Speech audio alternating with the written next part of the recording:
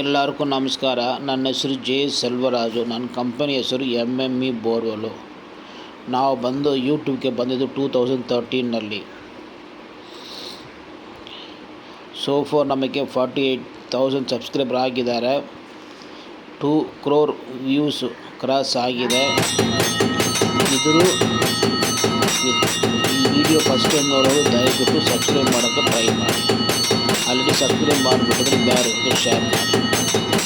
ಇದು ಬ್ರಹ್ಮದೇವರು.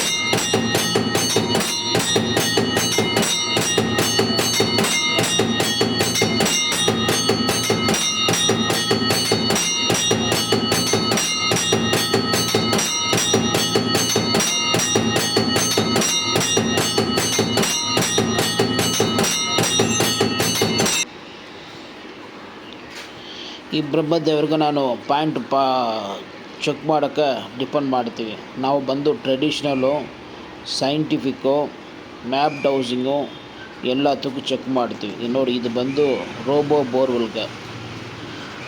ಬೋರ್ವೆಲ್ಗಾದರೆ ಫಸ್ಟು ನಮಗೆ ಸೈಟ್ ಇನ್ಸ್ಪೆಕ್ಷನ್ ಮಾಡಬೇಕು.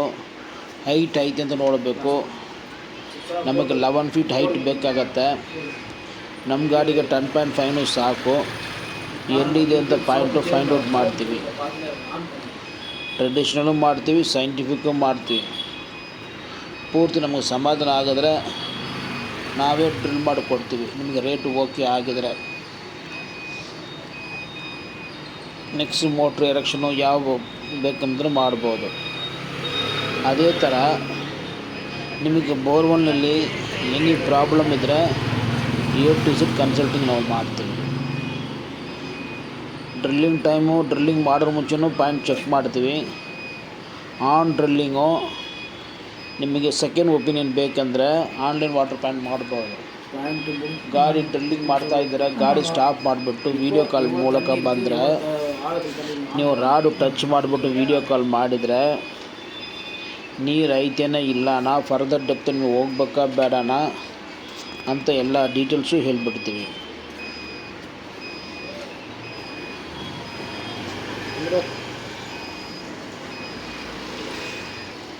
ನಾವು ಬಂದು ನಿಮಗೆ ಯಾವುದೋ ಬೋರ್ವೆಲ್ ಬಗ್ಗೆ ಡೌಟ್ ಇದ್ದರೆ ಕನ್ಸಲ್ಟಿಂಗ್ ಮಾಡ್ತೀವಿ.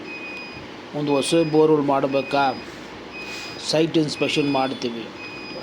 ಬಿಲ್ಡಿಂಗ್ ಹೆಂಗಿದೆ, ನಿಮಗೆ ವಿತೌಟ್ ಡಿಸ್ಟರ್ಬೆನ್ಸ್ ಮಾಡೋಕ್ಕೆ ಜಾಗ ಐತೇನಾ ಅಂತಲೂ ಹೇಳ್ತೀವಿ. ಅಲ್ಲಿ ಬಂದಮೇಲೆ ನಮ್ಮ ಕಡೆ ನೀವು ಪಾಯಿಂಟ್ ಮಾಡಬೇಕಾ, ಪಾಯಿಂಟನ್ನು ಮಾಡಿಕೊಡ್ತೀವಿ. ಡ್ರಿಲ್ಲಿಂಗು ನಮ್ಮ ಕಡೆ ಇದೆ, ಡ್ರಿಲ್ಲಿಂಗು ಮಾಡಿಕೊಡ್ಬೋದು. ಇಲ್ಲ ಆಲ್ರೆಡಿ ನೀವು ಬೋರ್ ಮಾಡಿಬಿಟ್ಟಿದ್ರ, ಏನೋ ಪ್ರಾಬ್ಲಮ್ ಆಗಿದೆ, ಯಾವ ಪ್ರಾಬ್ಲಮ್ ಆಗಿದೆ ಅಂತ ಹೆಂಗೆ ತಿಳ್ಕೊಳ್ಳೋದು. ಅದಕ್ಕೆ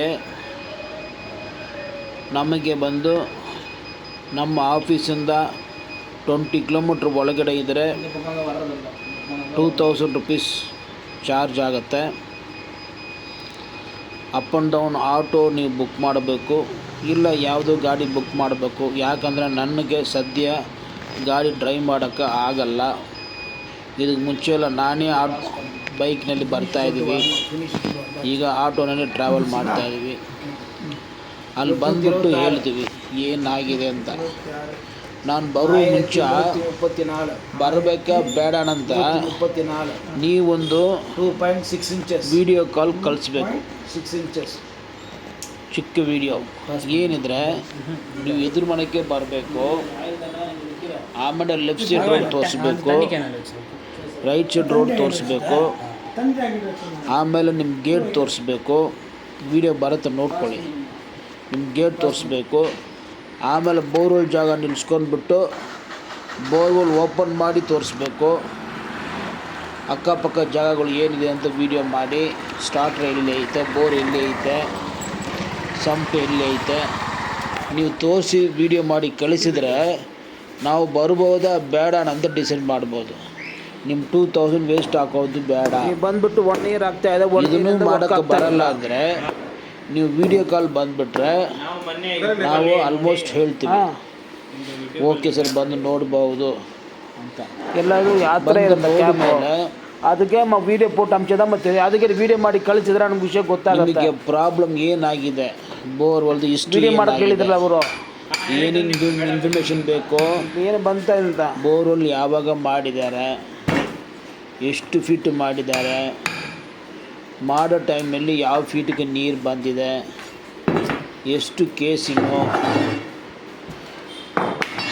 ಬಿಗಿನಿಂಗಿಂದ ನೀರು ಔಟ್ಪುಟ್ ಹೆಂಗಿದೆ, ಫಿಲ್ಟ್ರ್ ಪೈಪ್ ಹಾಕಿದಾರ ಇಲ್ಲನ, ಇದು ಎಷ್ಟನೇ ಮೋಟ್ರು, ನಾನು ಎಪ್ಪೂ ಕೇಪ ಇದಕ್ಕೆ ಏನು ಕೇಳಿ ನನಗೆ ತಿಳಿದ ಮುಂಚೆ ಯಾರವ್ರು ಬಂದು ಅಟೆಂಡ್ ಮಾಡಿದಾರ, ಪ್ರಾಬ್ಲಮ್ ಅಟೆಂಡ್ ಮಾಡಿದಾರ, ಇದೆಲ್ಲ ಡೀಟೇಲ್ಸ್ ಕೇಳ್ಕೊಂಡ್ಬಿಟ್ಟು ಯಾವಾಗಲೂ ವೀಡಿಯೋ ನಾನು ಈ ಥರ ಅದಕ್ಕೆ ಮಾಡೋಕ್ಕೆ ಒಂದು ವೀಡಿಯೋಕ್ಕೆ ಈ ಥರ ಐತೆ ಅಂತ ನೋಡಿಲ್ಲ. ಇದು ಬಂದು ಸೈಟ್ ಇನ್ಸ್ಪೆಕ್ಷನ್ಗೆ ಮಾಡೋಕ್ಕೆ ಬಂದಿದ್ದೀವಿ. ಅವರು ವೀಡಿಯೋ ಕಳಿಸಿಲ್ಲ ಅಂದರೆ ಈ ಥರ ಕ್ಲೋಸ್ ಮಾಡಿ ಇಟ್ಟಿದ್ದಾರೆ. ಈ ಥರ ಕ್ಲೋಸ್ ಮಾಡಿ ಇಟ್ಟಿದ್ರೆ ನಾವು ಡೆಮಾಲಿಷನ್ ಮಾಡಬೇಕು, ಅವರು ಹೊಡಿದ್ರೆ ಕೆಲ್ಲು ಹೋಗ್ಬಿಡುತ್ತೆ.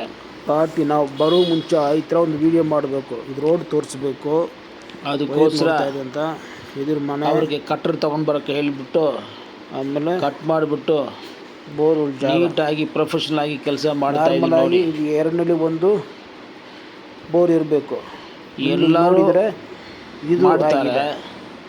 ಕ್ಲೋಸ್ ಮಾಡಿ ಅದೇ ಸ್ಕ್ಯಾನಿಂಗ್ ಓಪನ್ ಮಾಡಿ ನಾವು ಕ್ಲೀನ್ ಮಾಡ್ಬೋದು. ಬಟ್ ನಮ್ಮದು ಈ ಥರ ಒಂದು ಹೇಳಿದರೆ ನಾವು ಯಾವ ಬಂದಿಲ್ಲ, ಪಾರ್ಟಿ ರೆಡಿ ಮಾಡಿ ಒಂದು ಫೈಲ್ ಥರ ಆಗ್ಬಿಡುತ್ತೆ. ಏನು ಮಾಡಿದ್ದಾರೆ, ಏನಾಯಿತು, ಯಾವ ಪ್ರಾಬ್ಲಮ್ ಹೇಳಿದ್ದಾರೆ ಅಂತ ಎಲ್ಲ ಡೀಟೇಲ್ಸ್ ಬಂದ್ಬಿಡುತ್ತೆ. ಹಿಸ್ಟ್ರಿ ಅಂತ ಅವ್ರು ತೋರಿಸ್ಬೇಕು, ವೀಡಿಯೋ ಹೈಟ್ ತೋರಿಸ್ಬಿಟ್ಟು ಅಳ್ತಾ ಮಾಡಿಬಿಟ್ಟು ತೋರಿಸ್ಬೇಕು. ಹೈಟ್ ತೋರಿಸ್ಬಿಟ್ಟಿದ್ದೀವಿ, ಇದೆಲ್ಲ ಇದೆ.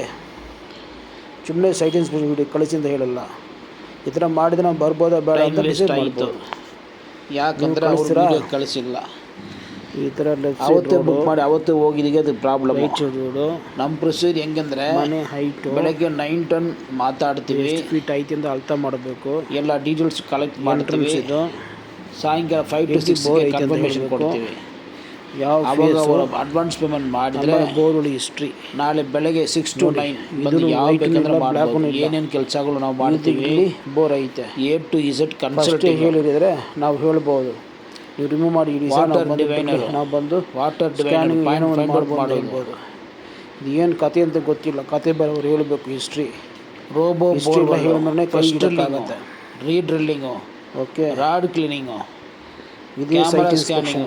ನಾವು ಬಂದು ಮಾಡೋಕ್ಕೆ ₹3 ಚಾರ್ಜ್ ಆಗುತ್ತೆ.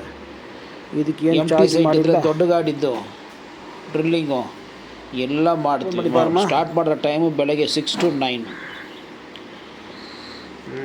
ನಾವು ಬಂದಿದ್ದು ಕ್ಯಾಮ್ರಾ ಸ್ಕ್ಯಾನಿಂಗ್ಗೆ, ಇಲ್ಲಿಲ್ಲ ನಾವು ಮುಟ್ಟಂಗಿಲ್ಲ. ಬಟ್ ಇದ್ರೂ ನಾವು ನೋಡ್ತೀವಿ ಏನಾಗಿದೆ, ಹೆಂಗೆ ಫಿಟ್ ಮಾಡಿದ್ದಾರೆ, ಕನೆಕ್ಷನ್ ಐತೆನಾ, ಡಿಸ್ಕನೆಕ್ಟ್ ಮಾಡಿದ್ದಾರಾ, ಏನಿರ್ಬೋದು ಅಂತ. ಸಮ್ ಟೈಮ್ ನಾವೇ ಬಂದು ಅಟೆಂಡ್ ಮಾಡಿ ಎಷ್ಟೋ ಜಾಗ ನೀರು ಬಂದುಬಿಟ್ಟಿದೆ. ಮೈನರ್ ಪ್ರಾಬ್ಲಮ್ ಇರುತ್ತೆ, ಬೋರ್ಡ್ನಲ್ಲಿ ಪ್ರಾಬ್ಲಮ್ ಇರುತ್ತೆ, ಅದಿದ್ದರೆ ಅವರೇ ರೆಕ್ಟಿಫಿಕೇಷನ್ ಮಾಡಿಬಿಡ್ತಾರೆ. ಇದು 3 ಫೇಸು. 3 ಫೇಸ್ಗೆ ಒಂದು ಪ್ರಾಬ್ಲಮ್ ಇರುತ್ತೆ. ಕೆಲವು ಟೈಮ್ ವರ್ಕ್ ಆಗಿಲ್ಲ ಅಂದರೆ ಲೈನ್ ಚೇಂಜ್ ಮಾಡಿಕೊಟ್ರೆ ರೆಡಿ ಆಗಿಬಿಡುತ್ತೆ ಬೋರ್ಕಾಗ. ಇದು ಪಾರ್ಟಿ 3 ಫೇಸ್ ಹಾಕಿ ಒಂದು ದಿವಸ ನೀರು ತಗೊಂಡಿಲ್ಲ.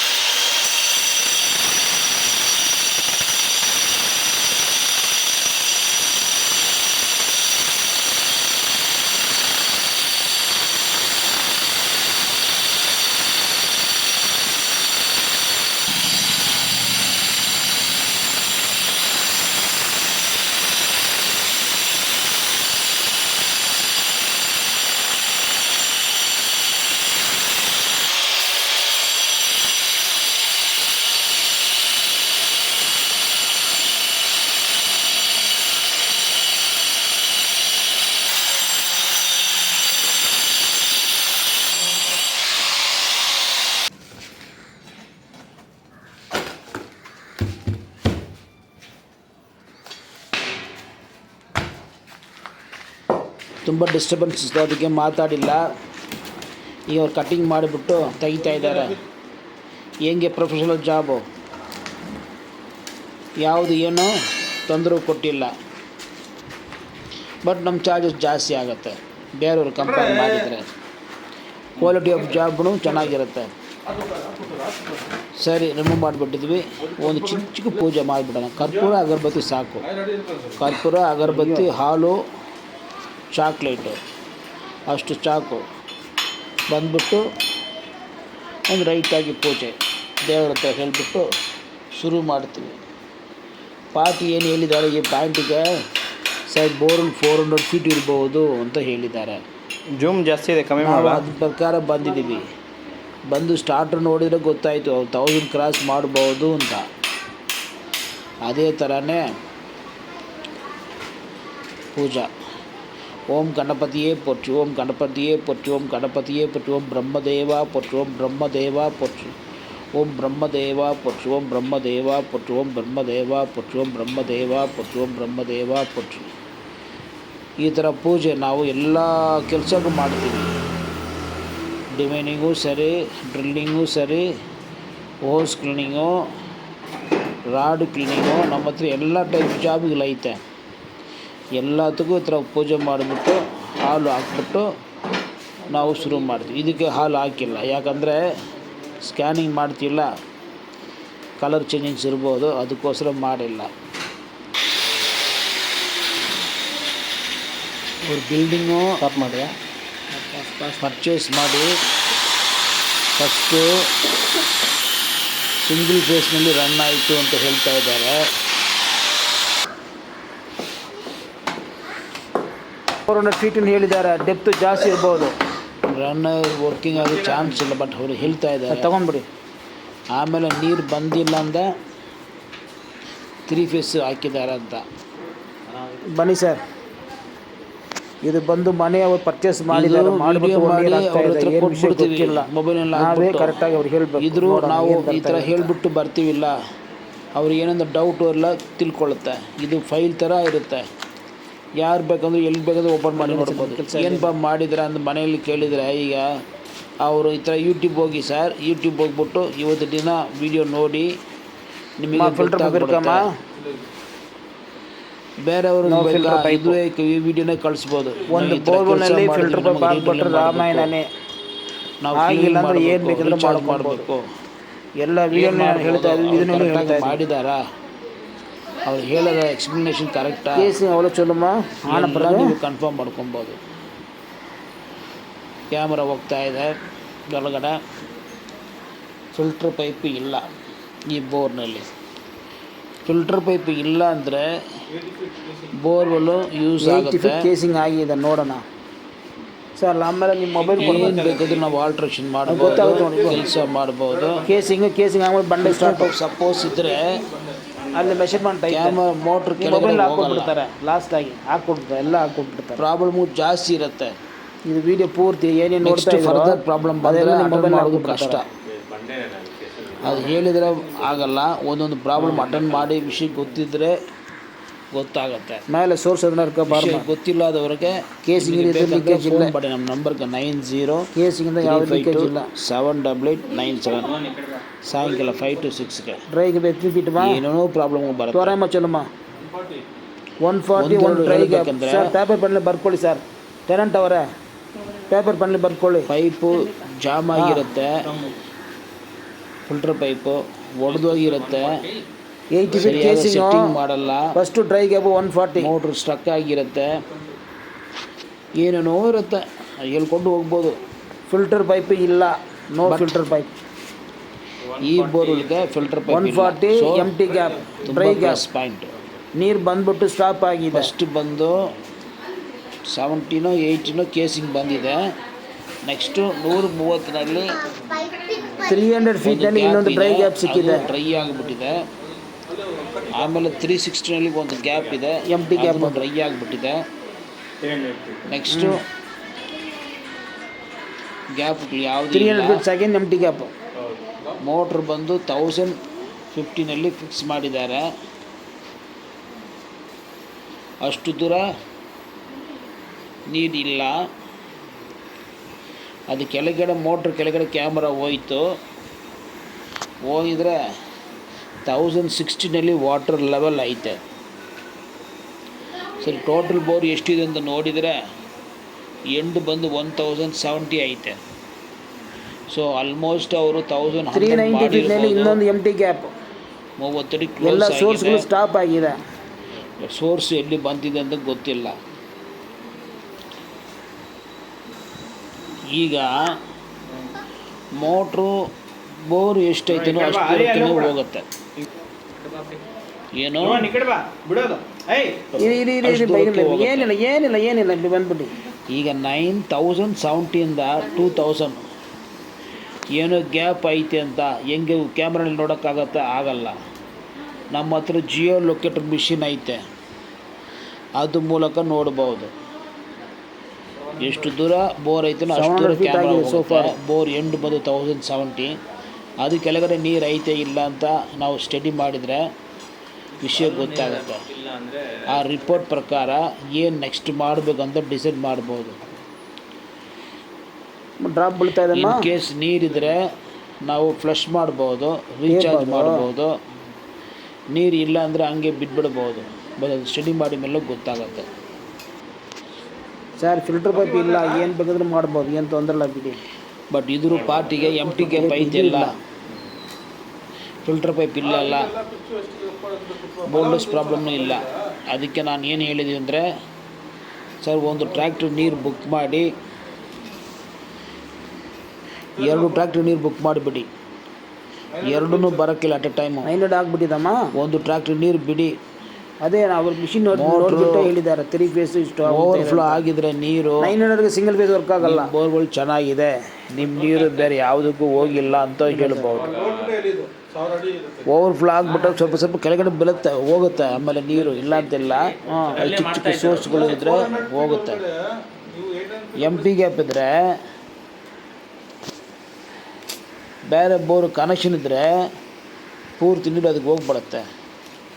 ಒಂದು ಟ್ರ್ಯಾಕ್ಟ್ರಿನಲ್ಲಿ ಬೈ ಚಾನ್ಸು ಆಗಿಲ್ಲ ಅಂದರೆ 2 ಟ್ರ್ಯಾಕ್ಟರ್ ಹಾಕ್ಬಿಟ್ರೆ ಓವರ್ಫ್ಲೋ ಆಗ್ಬೋದು. தண்ணி உள்ள ஒரு ஒன்றும் பிரச்சனை இல்லையாம்மா? பேலன்ஸ் நீர் சம்பனிலே ಹಾಕೋ தண்ணி உள்ள விட்ட ஒன்றும் பிரச்சனை இல்லையா?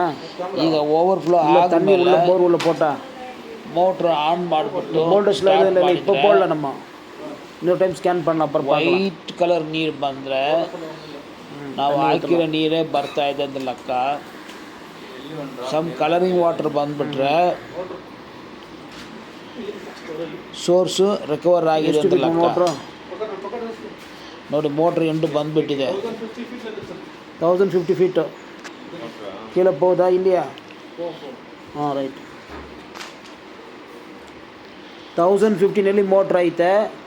ನಾರ್ಮಲಾಗಿ ಕೆಳಗಡೆ ಹೋಗಲ್ಲ, ಇದು ಕೆಳಗಡೆ ಹೋಗುತ್ತೆ ಇಲ್ಲ ನೋಡೋಣ. ಇದು ಚಿಕ್ಕ ಕ್ಯಾಮ್ರಾ ಬೋರ್ವೆಲ್ನಲ್ಲಿ ನೀರು ಬಿಡೋಂಗೆ ಚಾನ್ಸಸ್ ಇಲ್ಲ.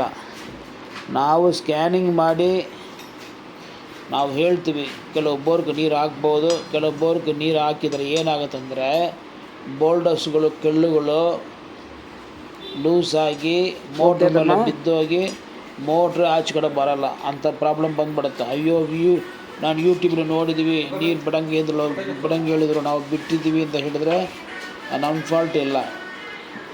ನಾವು ಕ್ಯಾಮ್ರಾ ಸ್ಕ್ಯಾನಿಂಗ್ ಮಾಡಿ ಅಲ್ಲಿ ಎಲ್ಲ ಜಾಗ ಕ್ಲಿಯರ್ ಐತೆ ಬಿಡ್ಬೋದು. ಈ ಬೋರ್ ಕ್ಲಿಯರೆನ್ಸ್ ಐತೆ ಬಿಡ್ಬೋದು. ಮೋಟ್ರ್ ಕೆಳಗಡೆ ಇಲ್ಲ, ಬೋಲ್ಡಸ್ ಪ್ರಾಬ್ಲಮ್ ಇಲ್ಲ. ಬಿಟ್ಟರೆ ತಿರ್ಗಾ ನೀರು ಬರೋಕ್ಕೆ ಚಾನ್ಸಸ್ ತುಂಬ ಐತೆ. ಸರಿನಾ? ಹೌದು. ಇದೆಲ್ಲ ಬೇರೆಯವ್ರು ಹೇಳ್ತಾರೆ, ಬೇರೆಯವ್ರು ಹೇಳಲ್ಲ. 1060 ಫೀಟು ಸರ್ ನೀರು ಇಲ್ಲ ಸರ್ ಬೋರ್. 1050 ಮೋಟ್ರ್ ಇರುವುದು ಇಷ್ಟೇ ಸರ್ ಬೋರ್ ಇರುವುದು. ಕ್ಯಾಮ್ರಾ ಕೆಳಗಡೆನೂ ಹೋಗಿಲ್ಲ, ನೀರೇ ಇಲ್ಲ ಸರ್ ಇದರಲ್ಲಿ, ಒಂದು ಡ್ರಾಪ್ನು ನೀರು ಇಲ್ಲ ಅಂತ ಹೇಳ್ಬಿಡ್ತಾರೆ. ಇರಿ ಸರ್ ಹೇಳ್ತೀವಿ. ನಮ್ದಕ್ಕೂ ಬೇರೆಯವ್ರಿಗೂ ವ್ಯತ್ಯಾಸ ಐತೆ. ನಾವು ಹೋಗ್ಬೋದು, ಇದು ಮಾತ್ರ ಇಲ್ಲ, ಎಲ್ಲ ಕಾಣಿಸ್ತಾ ಇಲ್ಲ. ಅಷ್ಟೇ ಬೈ ಚಾನ್ಸ್ ನೀವು ಕ್ಲೀನ್ ಮಾಡಬೇಕು. ಎಷ್ಟು ನಾವು ಜೊತೆಲಿ ಇರ್ತೀವಿ. ಎಷ್ಟು ಫೀಟ್ ಎಂಟು ರೀಡ್ರಿಲ್ ಮಾಡಬೇಕು, ಜೊತೆಲಿ ಇರ್ತೀವಿ. ರಾಡ್ ಕ್ಲೀನಿಂಗು ಮಾಡ್ಬೋದು. 1080 ಈಗ ಕ್ಲೀನಿಂಗ್ ಇದ್ರೆ ಏನು 1100 ಬೋರ್ ಮಾಡಿರ್ಬೋದು. 20 ಅಡಿ ಕ್ಲೋಸ್ ಆಗಿದೆ. 1080 ಇಂದ 30 ಅಡಿ ಗ್ಯಾಪ್ ಬಿಟ್ಟು ಕ್ಯಾಮ್ರಾ ಮೋಟ್ರ್ ಬಿಟ್ಟಿದ್ದಾರೆ, ಕರೆಕ್ಟಾಗಿ ಬಿಟ್ಟಿದ್ದಾರೆ. ಕ್ಲೀನಿಂಗ್ ಡ್ರೈ ಗ್ಯಾಪ್ ಆಗಿದೆ, ಅದು ಡ್ರೈ ಆದಮೇಲೆ ನೀರು ಬರೋಕ್ಕೆ ಸ್ಟಾಪ್ ಆಗಿದೆ. 5 ದಿನ ಆಗ್ಬೋದು, ಫಸ್ಟ್ ಮಳೆ ಬಂದರೆ ನೀರು ಬರೋಕ್ಕೆ ಚಾನ್ಸಸ್ ಐತೆ. ಹೇಳಂಗಿಲ್ಲ. ಇದಕ್ಕೆ ಅದು ಹೋಗ್ಬಿಟ್ಟು ನೀರು ಬಿಟ್ಟು ಚೆಕ್ ಮಾಡಬೇಕು. ಮಣ್ಣಿದ್ರೆ ಆಚೆಗಡೆ ಬಂದ್ಬಿಡುತ್ತೆ, ನಿಮಗೆ ಕೆಳಗಡೆ ಸೋರ್ಸ್ ಇದ್ರೆ ಓಪನ್ ಆಗಿಬಿಡುತ್ತೆ. ಬೇರೆ ಎಲ್ಲದಕ್ಕೂ ಏರ್ ಹೋಗುತ್ತೆ, ರೆಕ್ಯೂರ್ ಆಗೋ ಚಾನ್ಸಸ್ ಇರುತ್ತೆ. பனிவோனா தண்ணி என்ன சாப்பிட ಕೇಳಮ್ಮ. ವೈರ್ ಬಿಡುವುದು ಈಸಿ, ಅದನ್ನು ತೆಗೆಯುವುದು ತುಂಬ ಕಷ್ಟ. ತೆಗಿತಾ ಇದ್ದಾರೆ, ಎಲ್ಲ ಫಿನಿಶ್ ಆದಮೇಲೆ ಅವ್ರಿಗೆ ಮೊಬೈಲ್ನಲ್ಲಿ ವಿಡಿಯೋ ಹಾಕ್ಬಿಟ್ಟು ಕೊಟ್ಬಿಡ್ತೀವಿ, ಅದು ಅವ್ರು ನೋಡ್ಕೊಂಡು. ಬೆಂಗಳೂರಿನಲ್ಲಿ 12,000 ಇದೇ ನಮ್ಮ ಏರಿಯಾದಿಂದ ಬೇರೆ ಬಂದು ಮಾಡಿದರೆ ಏನು ಬರುತ್ತೆ, ಮೋಟ್ರ್ ಮಾತ್ರ ಬಿಡ್ತಾರೆ. ಮೋಟ್ರ್ ಕೆಳಗಡೆ ಹೋಗೋದು ಕಷ್ಟ. ನಮ್ಮದು ಸ್ವಲ್ಪ ಸಿಕ್ಕ ಕ್ಯಾಮ್ರಾ ಹೋಗ್ಬಿಡುತ್ತೆ. ರೀಡಿಲ್ ನಮ್ಮ ಕ್ಯಾಮ್ರಾನು ಹೋಗಲ್ಲ, ಸೆಟ್ ಆಗುತ್ತೆ. ಟ್ರೈ ಮಾಡ್ತೀವಿ. ಈಗ ಜನರಲಾಗಿ ಹೇಳ್ತೀವಿ, ನಾವು ಕ್ಯಾಮ್ರಾ ತೊಗೊಂಡು ಬಂದಿದ್ದೀವಿ, ವೈರ್ಗೆ ಸಿಕ್ಕಾಕೊಂಡಿದ್ರೆ ಕೆಳಗಡೆ ಕ್ಯಾಮ್ರಾ ಹೋಗಲ್ಲ. ಬೋರ್ ಬಂದು 1000 ಫೀಟ್ ಇಟ್ಕೊಳ್ಳಿ, ಕ್ಯಾಮ್ರಾ ಹೋಗೋದು ಬೇರೆ 300 ಮಾತ್ರ. ಆಮೇಲೆ ವೈರ್ಗಳು ಕೆಳಗಡೆ ಹೋಗ್ತಾ ಇಲ್ಲ ಅಂದರೆ ಅದು ಕೆಳಗಡೆ ನೀರು ಐತೆ ಇಲ್ಲ ಅಂತ ಹೆಂಗೆ ಕನ್ಫರ್ಮ್ ಮಾಡೋದು? ಅದೇ ಜಿಯೋ ಫೇಸ್ನಲ್ಲಿ ಮೇಲೆ ನಿಲ್ಸ್ಕೊಂಡ್ಬಿಟ್ಟು ಮಾಡಿದರೆ ಅದು ರಿಪೋರ್ಟ್ ಕೊಡ್ಬೋದು. ಕೊಟ್ಟರೆ ಅದು ಯೂಸ್ ಆಗುತ್ತೆ. ನಾವು ನೆಕ್ಸ್ಟ್ ಕೆಲಸ ಮಾಡ್ಬೋದು ಬೇಡ ಅಂತ. MS ಪ್ಲೇಯರ್ ನಮ್ಮ ಕ್ಯಾಮ್ರಾನೇ ಫುಲ್ಲು ಹೋಗ್ಬಿಟ್ಟಿದ್ರೆ ಜಿಯೋ ಲೊಕೇಟರ್ ಮಿಷಿನ್ ಬೇಕಾಗಿಲ್ಲ. ಹೆಂಗೆ ಫಿನಿಶ್ ಆಯ್ತು ಹಂಗೆ ಇಟ್ಬಿಟ್ಟಿದ್ವಿ. ಏನು ಬರಲ್ಲ ಬಿಡಿ, ಹಾಕ್ಬಿಡಿ. ಅರ್ಧ ಕೆಲಸ ನಾವು ಮಾಡಲ್ಲ. அப்படியே இருக்கலாம் ಮತ್ತೆ ನಮ್ಮದು ಯೂಟ್ಯೂಬ್ ನಾವು ಫೇಮಸ್. அப்படியே இருக்கலாம்ப்பா. ನೀವು ಯೂಟ್ಯೂಬ್ ಹೋಗ್ಬಿಟ್ಟು ಅಲ್ಟಿಮೇಟ್ ಹೈ ಪ್ರೆಷರ್ ನಿಮ್ಮ ಲೆಕ್ಕಕ್ಕೆ ಕ್ಲೋಸ್ ಮಾಡಬೇಕು. ಕರೆಕ್ಟ್ ಸರ್, ಏನು ತೊಂದರೆ ಇಲ್ಲ. ಇನ್ MME ಬೋರ್ವೆಲ್ ಅಂತ ಯೂಟ್ಯೂಬಲ್ಲಿ ಹಾಕ್ಬಿಟ್ಟು ನೋಡಿದರೆ ಫುಲ್ ವಿಡಿಯೋ ಬಂದ್ಬಿಡುತ್ತೆ. ಬ್ಲೇಡ್ ಕೊಟ್ಟಿಲ್ಲ ಅಂದರೆ ಇದೆಲ್ಲ ಹೊಡೆದೋಗ್ಬಿಡ್ತಾರೆ. 1 ಅವರ್ 10 ನಿಮಿಷ ಯಾವ ಫ್ರೀ ಇದ್ರು ನೋಡಿ, ಎಲ್ಲ ಪ್ರಾಬ್ಲಮ್ಗಳಿಗೂ ಸೊಲ್ಯೂಷನ್ ಕೊಟ್ಟಿದ್ದೀವಿ. ಎಲ್ಲ ನೀವು ಮಾಡೋಂಗಿಲ್ಲ, ನಾವು ಜೊತೆಲಿ ಇರಬೇಕು. ನೋಡಿ ತಿರುಪಮ್ಮ, ಇದು ಮಾಡ್ಬೋದಾ ಬೇಡ ಅಂತ ಹೇಳ್ಬೋದು.